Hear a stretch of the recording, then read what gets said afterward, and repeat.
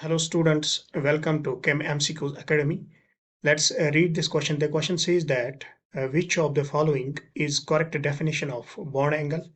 Statement A is it's the angle between the orbitals containing bonding electron pairs around the central atom in a molecule or complex ion. Statement B is it's the degree which can be experimentally determined by spectroscopic methods.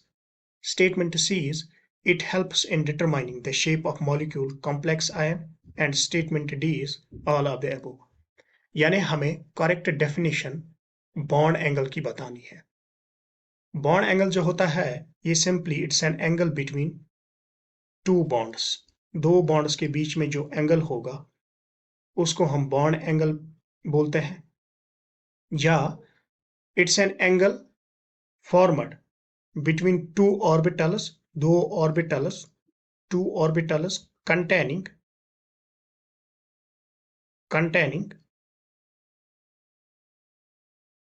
two orbitals containing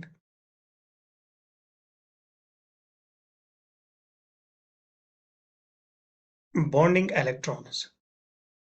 यानी वो orbitals जिनमें bonding electrons होंगे, bonding electrons,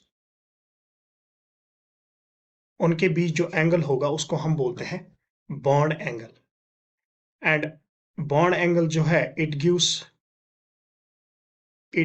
gives us idea about किसके बारे में? Shape of molecule के बारे में.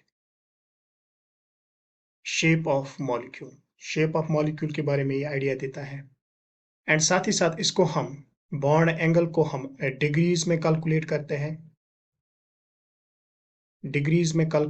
हैं, एंड इसको हम डिटरमाइन कर सकते हैं एक्सपेरिमेंटली बाय स्पेक्ट्रोस्कोपिक टेक्निक्स.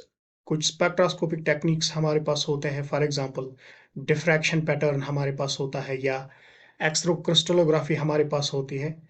उससे हम इसको डिटरमाइन कर सकते हैं, spectroscopic techniques. So statement A is it's the angle between the orbitals containing bonding electron pairs around the central atom in a molecule complex ion. ये जो definition है ये correct definition है. Statement B is it's the degree which can be experimentally determined by spectroscopic methods. इसको हम spectroscopic methods से determine कर सकते हैं. For example, अगर हमें position of atoms देखना होगा तो position of atoms respectively to each other in a crystal lattice can be determined by X-ray crystallography. X-ray crystallography से हम position of atoms को identify, एक crystal lattice में अगर हमें position of atoms को identify करना होगा वो हम X-ray crystallography से determine कर सकते हैं. Statement third is it helps in determining shape of molecule complex ion. ये स्टेटमेंट भी करेक्ट है regarding the definition of bond angle. So हमें इस क्वेश्चन का करेक्ट स्टेटमेंट बताना था. ये जो स्टेटमेंट्स है ये करेक्ट स्टेटमेंट्स है regarding the bond angle. So इस क्वेश्चन का जो राइट आंसर है वो है option D, that is all of the above statements are correct regarding the definition of bond angle. Hope you got this. Thank you.